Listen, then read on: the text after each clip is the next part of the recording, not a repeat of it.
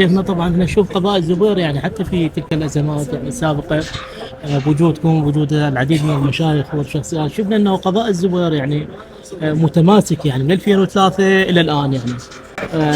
احنا نشوف هذا نداء الوحده لنا، ورغم انه قضاء الزبير خليط بين السنه والشيعه.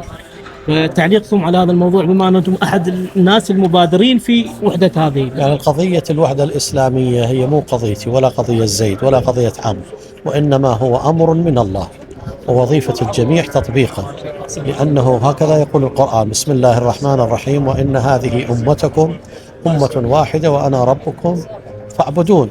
وبالتالي نتحد فيما نتواصل فيما اتفقنا فيه، واكو نقاط خلافيه لا شك ولا ريب، اكو نقاط خلافيه بيني وبين الاخ السني، بيني وبين اللي مثل يقلد غير مقلدي ومجتهد، اكو نقاط خلاف، لكن لا يعني ذلك التباعد والمهاترات والمناكفات، وانما نتواصل اذا اتفقنا ونتواصل اذا اختلفنا في حقيقه الحال لتذويب هذه القضيه. انا ذكرت في الكلمه بان الشيخ محمد متولي الشعراوي رحمه الله، والشيخ ناصر جبري من لبنان، والشيخ الحبيب الجفري من اليمن، ومشايخ كثيرين من علماء إخوان الدين، إخوان علماء الدين، إخوان السنة، يعني ذكروا قضية أمير المؤمنين سلام الله عليه: ومن كنت مولاه فهذا علي مولاه.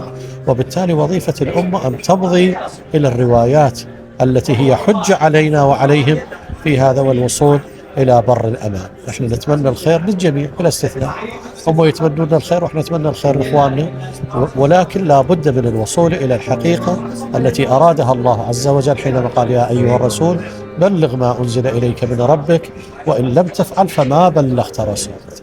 يعني كأن الإسلام ما قايم، والله يعصمك من الناس. شنو هاي الحقيقة اللي قال عنها الله عز وجل: اليوم أكملت لكم دينكم وأتممت عليكم نعمتي ورضيت لكم الإسلام دينا. وهي حينما أخذ بيد علي عليه السلام رسول الله صلى الله عليه وسلم وقال: من كنت مولاه فهذا علي مولاه، اللهم والي من والاه وعادي.